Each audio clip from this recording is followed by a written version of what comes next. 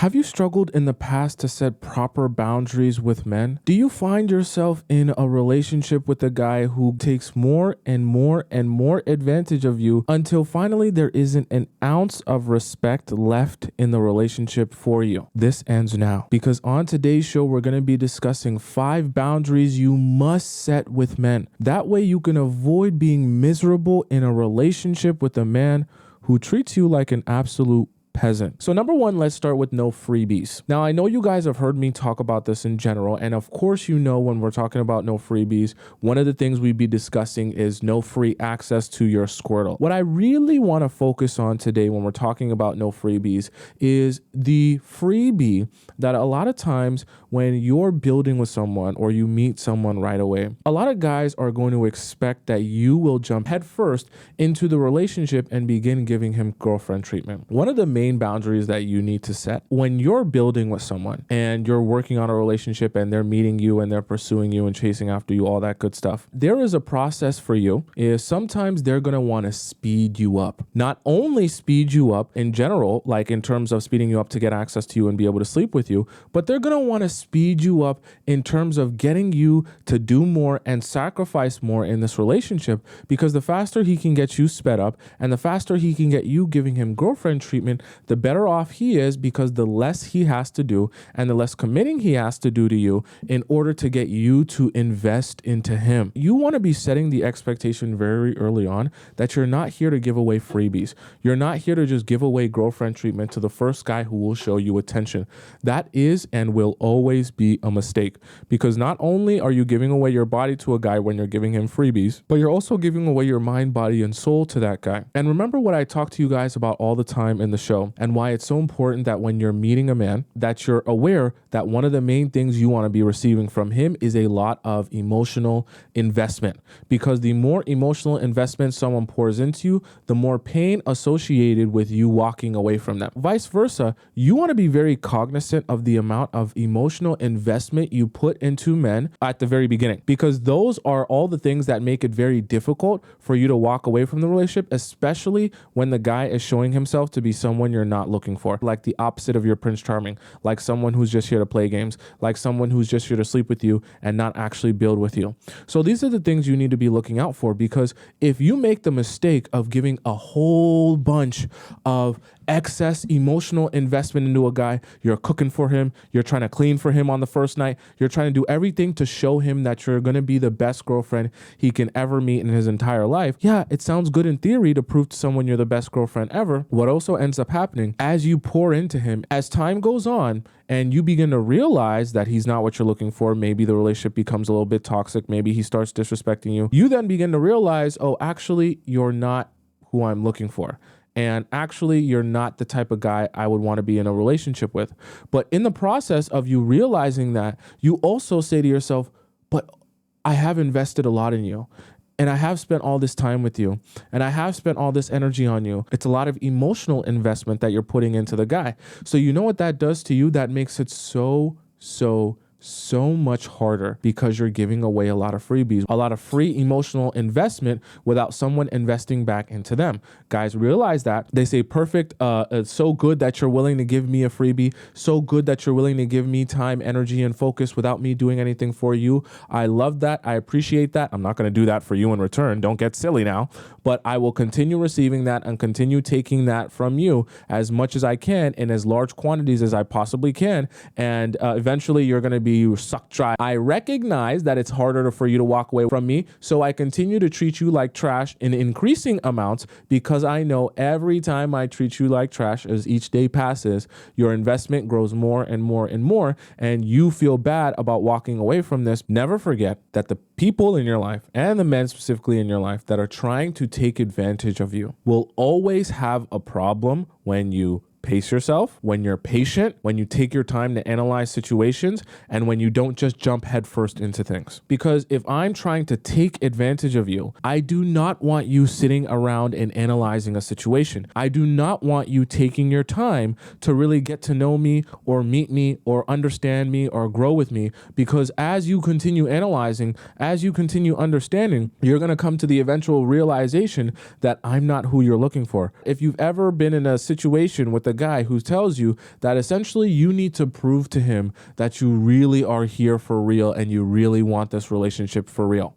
And that the only way you're going to be able to prove it to him is if you begin doing more for him. So what do you think? Well, gee, I like you, because you start thinking, well, gee, I really don't want the guy that I like to start thinking that I don't like him. So I'm going to make sure that I look at my clock and I look at the calendar and I ask him every single day whether or not he's free, if he's free and if he wants to go out and if he wants to do this, because I got to make sure I stay on top of it and I can do all the work in the relationship and make sure everything is going well and keep everything up and keep juggling this. I'll be the boyfriend and the girlfriend and the side friend and the side chick. And you get tricked into giving away a lot of freebies because you think that you're proving to the guy that doesn't even like you and doesn't even want to be with you how badly you want this relationship so that he can get access to you and feel like you really care. Number 2 is time is money. A lot of times you're going to hear from people, hey, it's the man's job to be intentional about the relationship. It's the man's job to lead in the relationship. It's the man's job to do this, to do that, whatever. While yes, it is the man's job to pursue you and push the relationship forward and be intentional with you and all that good stuff, you never want to forget that you are not sitting back idly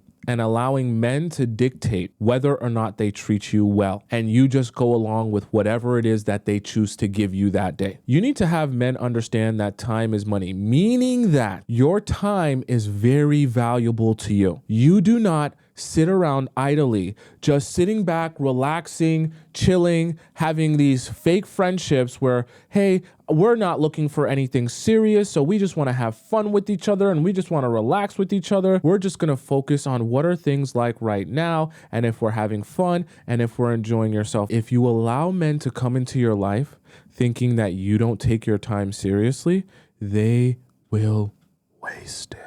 Let's say, for the sake of example, you just got out of a relationship recently. Let's say you just broke up with someone and it's only been like a couple months. You're not really that emotionally ready to start dating new people because you're still kind of not over the past relationship.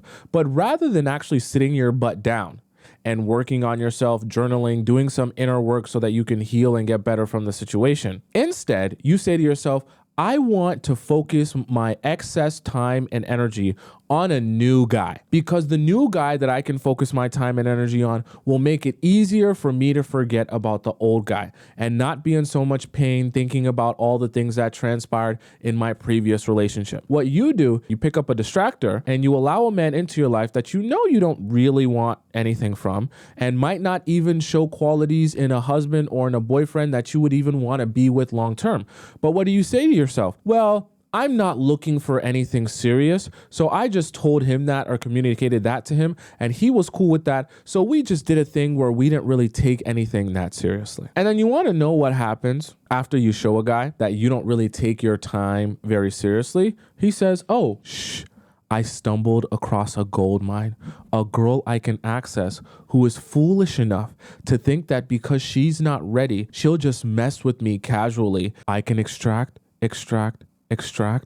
and she actually fools herself into thinking that the best use of her time is to waste it on me. Oh my God. It's so amazing to them because they don't even have to be the bad guy. It's so exhausting for them to pretend and keep up with all the lies and, try to trick you into realizing that he's the one, only to realize that he's not the one. So when they come across you and you've convinced yourself that, oh, it's not that serious, we can just do a whatever thing because who cares? We don't need to be taking everything that seriously. He says, oh boy, this is so amazing. How can I get this forever? What did I do to the universe to deserve this? Because now I don't even have to play the bad guy.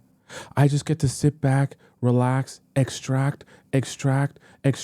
You end up a lot of times as you become, either you end up breaking up, right? Or you end up enjoying yourself so much in that situationship that you end up saying to yourself, wow, you know what? I came into this thinking that I wasn't looking for anything serious, but in the process of me not looking for anything serious, I've enjoyed my time with you so much and had so much fun that now I'm actually starting to think that I'm looking for something more serious. And the men start looking around and they're like, I'm sorry, what?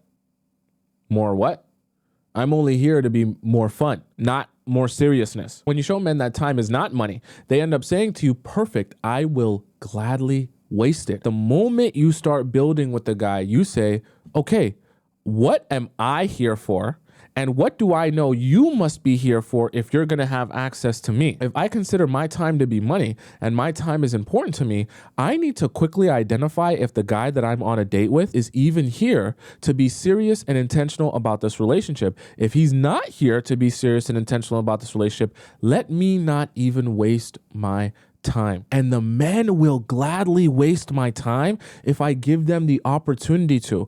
It is not their job to tell you that they're wasting your time. It's also not their job to say, hey, I just want you to know I'm only here to waste your time, and you should just know that up front. They are purposely going to try to hide that from you, skirt around that until you stand up for yourself and say, I'm wasting my time here and I need to walk away from this. Don't expect men to come into your life ready to not waste your time. You need to be more self-aware and aware in general when men are coming into your life to waste your time. See, when men come into the first date, they might know that they're open to getting to know you and learn you to find out if you're also the partner that they want to be with. Now, that doesn't mean they won't be intentional in the process of getting to know you. But it doesn't mean that they come on the first date already deciding to themselves, I want this to be my wife. Are also going to have a process of growing and learning you and understanding you and figuring out based on what you require and what he requires, if you guys have personalities that can mesh and work well together. So it's a learning process for both parties. However, they're not going to come in right away already knowing, hey, as soon as I met you, I knew I wanted you to be my wife. That's impossible. There has to be a process there. We'll still be intentional with you, but they'll pace themselves and be patient in growing their relationship with you. And number 3, you need to learn how to be a drill sergeant. It's not a joke. Why? Because men are going to come into your life and test you. They want to test to see if you're someone that can be emotionally broken, if they can take advantage of you or get you to do something that you said you weren't going to do. They want to understand how they're going to categorize you. So they test you to see what you're willing to deal with or not willing to deal with. You need to be a drill sergeant, especially at the beginning, because you're going to be setting the foundation for everything else in the relationship. Part of the reason why I tell you guys to be so hyper-focused on setting very clear and hard boundaries at the very beginning of the relationship, it's a process of learning each other. He begins to learn, he can act up. He can do this. He can do that. There's no consequences. He can do whatever he wants. He can go out, come back whenever he wants. He can message you however he wants. He can be inconsistent. He can do it that day if he feels like doing it because there's no consequences. A bad dog becomes a bad dog over the course of time in being allowed to do whatever the dog wants to do. Same thing with the bad child.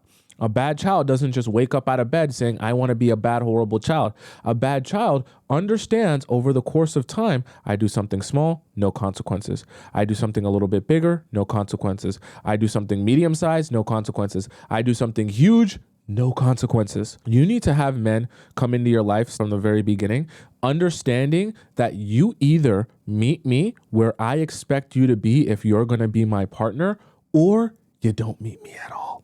You can either show up how I expect you to show up as a man that's going to get access to me, or if you don't want to do that, if that's too much work for you, you can F off and go somewhere else and go be with someone else that will allow you to do whatever you want. Men sit back and they say, oh, my apologies.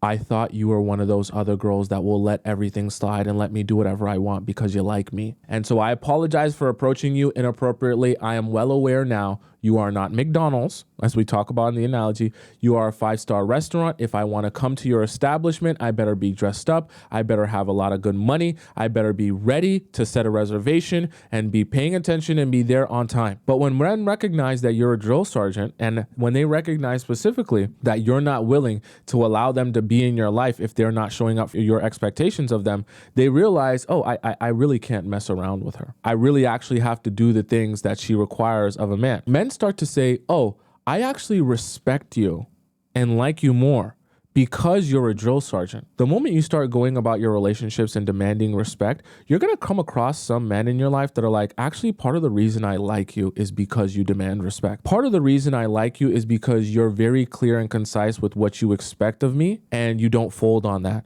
You see, I know that it sounds strange because you're thinking in your mind for the longest time since you've been a child, you're thinking, but if I let people do more, if I let them get away with more, if I'm more easygoing and I'm more quiet and docile, they'll like me more because it's not as big a deal to be around me or be with me. It's not complicated. They don't have to think about anything. They don't have to worry about anything. They can just be with me. But in reality, the men actually despise you for having no boundaries because they see you as someone less than. That how can you have such little respect for yourself that you allow me to walk all over you, do whatever I want to you, and you can't even stand up for yourself? The piece that men are referring to is the piece of being in a relationship and growing with someone that is on the same wavelength as you, on the same frequency as you, that understands you, that knows how to be consistent with you and take care of you, right? There's peace in understanding that you're with someone that you can trust emotionally. That's the type of inner peace you feel when you feel like you're with the right person. The peace that they're referring to is not, I want you to shut up and never say anything. Mature men realize that you're meant to have feelings and you're meant to have emotions and you're meant to have things that you stand on and that are important to you. They also realize that when they come to you and they ask of you simply at the beginning access to you emotionally and physically, that you then are supposed to be the one dictating what are the rules and circumstances under which he can get access to me. They understand that and they expect that from you. So when they come to you asking to court you and asking to go out with you and asking to spend time with you, and then in return, you set him no boundaries and no standards and you allow him to walk all over you, he's like, wait, but I'm here to receive and to get something from you. I'm asking something of you and you have no standards? How can I ensure that me being with you is even a quality position? Number 4 is that you need to let men know from the very beginning, you're not special. I don't care if I like you. I don't care if I love you. I don't care if you got a 6-pack. I don't care if you got $1 million. I don't care if you got $1. You are not special. You are not so special that you can do whatever you want in this relationship and get away with it and just apologize for it and everything is good and all is forgiven. If you do something to me, if you disrespect me, if you cross a boundary, if you go too far, you will not be able to just come back and be like, all should be forgiven because I'm the person that you love or the person that you like. But you need to make people aware that there will and forevermore be consequences to your actions. If you make the grave mistake of disrespecting me, there will be consequences. You get treated the same when you mess up as other people in my life who mess up. Do not think that you are going to receive special, unique treatment from me because you're the guy that I like. I know that when I say this, you're thinking, Tomisin, you're telling me to be such a meanie pants. I don't feel like guys will like me if I'm such a meanie pants. I assure you, the guys will be falling all over themselves to be with you despite you being such a meanie pants. Because when you treat guys like they're not special, they feel it's necessary to prove to you how special they are. And you know what happens when a man is trying to prove to you how special he is? He tries to do everything under the sun for you and in this relationship so that he can be what you want. You want to know what happens when you treat a man like he's the best thing since sliced bread? He don't do a damn thing for you. He sit on his butt, lazy, unmotivated to put his best foot forward in the relationship because it doesn't matter. You've already made him aware of the fact that he has nowhere to go but down. He's already the best thing since sliced bread. How can he possibly do anything more to make you like him more when he's already special? Treat everyone the same, and I want you to make him aware when he's facing consequences, not because I don't like you, but I treat everyone the same. It's a great boundary to set. And especially if you can couple that with showing him that you treat everyone the same. So if you don't take disrespect from him, you can't take disrespect from your friends, can't take disrespect from your coworkers. If you cut people off that don't show up for you how you expect, you got to do the same thing in your friendships as well. And it's a great way to let him see that and see you doing that, so he can also be shown you actually mean that. Everyone actually does get treated the same. And he can have in his mind, okay, so if I do something wrong, I should expect punishment for it. I shouldn't be upset about that. I shouldn't try to pretend like that shouldn't be a thing. I know if I cross the boundary, I'm cooked. And if I cross too many boundaries, I'm cooked forever. The only people that are going to have a problem with you setting boundaries are people who are trying to take advantage of you. So they're always going to try to convince you and persuade you that you shouldn't be standing up for your own boundaries. They're going to try to make you feel like you're crazy or insane for having boundaries. Let guys know you're not special to me. You don't get special treatment because you're a cool guy or because you got a six-pack. Let's use the analogy of a sentence at a hearing for a crime. They're not giving you time on the crime based on whether or not they like you. The judge could be sitting there like, damn, that's such a stand-up man. That's such a nice citizen. That boy's so cute and so handsome. And I know he means well, and I know he has a good heart. So let me think about giving this unaliving charge. Instead of giving him 25 to life, let me think about giving him 5 years. No. She looks at the recommendation for the sentencing. She looks at the structure. She looks at the crime. She looks at all the facts on the paper, not the person, on the paper. And she says, the same way I would sentence anyone else in this position with this crime in this similar situation is the same way I will sentence this person right here.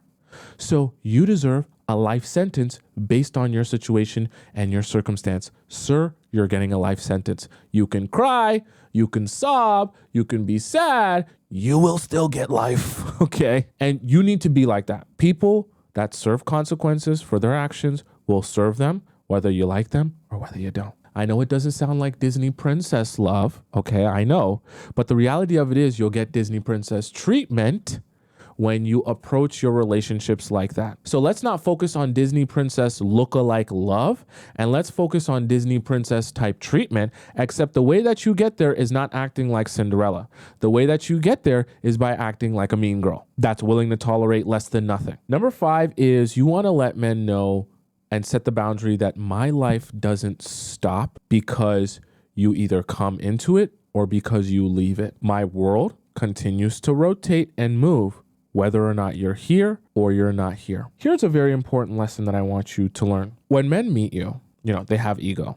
They all think they're the best. When you start to tell them they're the best, they start to think to themselves, feels good, feels awesome, but I want to exercise my power. So they're going to do things like, for example, they're going to be at the club one night, drunk out of their mind, and they're going to call you up and ask if they can hang out with you at 3 a.m. after they finish at the local club listening to Glorilla. They're going to come over to your place, and when they come over to your place and they have some little chit-chat, small talk with you and sleep with you, they're going to recognize that, hey, regardless of what she's doing, regardless of if she's tired, if she's sleeping, she got to wake up early in the morning, whatever is going on in her life, if I call her and I need her, she will be there for me in a jiffy. She's like DoorDash. If I order her to my house, she will be there in 30 minutes or less. Here's the problem. If you do not properly set the boundary that, hey, buddy boy, my life is still going when you're not talking to me. My life is still going whether you're in it or not. Do not think that you stepping into my life is the most amazing thing that has ever happened to me, that if you ever need me or want me, I will immediately drop anything in my life to be available to you. Do not let men think that you will drop everything for them. Please set the hard and fast boundary that they must plan and schedule their time with you in order to get access to you, especially at the beginning. Please set that boundary. If you're allowing yourself to basically put everything on the back burner, your entire life, all your friendships, all your relationships, all your family members, just to be with me when I need you, why would I encourage you to stop that? Why on earth would I tell you that you should stop that or stop doing that thing. It serves me, doesn't it? It makes my life good, doesn't it? It makes my life easy, doesn't it? I want to continue being able to be in a position where anytime I want to order you up, I open up my DoorDash app, I type in your name, and I order you to my doorstep, and you're here in 45 minutes or less. You're setting boundaries for a reason, because you don't want to be facing a situation down the road where you're in a relationship with the guy that you're getting mistreated by because you didn't set these boundaries from the beginning. So now you've allowed the relationship to harden. Relationships are like cement, right? So in the beginning, they're moldable. You can have them take any type of shape that you want, but as time goes on, they harden in place in whatever dynamic that you have allowed to set in. The same way, if you allow this process to continue by letting guys access you whenever they feel like accessing you without ever having to set that boundary, they begin to say to themselves, great, this is awesome. This is the way things will be. So I'm never going to be thinking to myself, let me reach out to her and plan this date with her. I'm never going to be thinking to myself, let me schedule this block out of time in my week 3 days in advance so that I can see her. He's only ever going to be thinking of you last minute. He's only ever going to be thinking of saying, hey, I want to see you right now in this second. And if I can't see you right now in the second, you're absolutely useless to me. That's all he will think of you as. And he'll be very frustrated with you, even in a relationship with you, when you start saying, well, now I want you to schedule things. He'll be like, I wasn't here with you to schedule things. I was only here to get you when I want to get you, how I want to get you, just like DoorDash Express. Start forcing men to plan and schedule their time with you in order to get that access to you.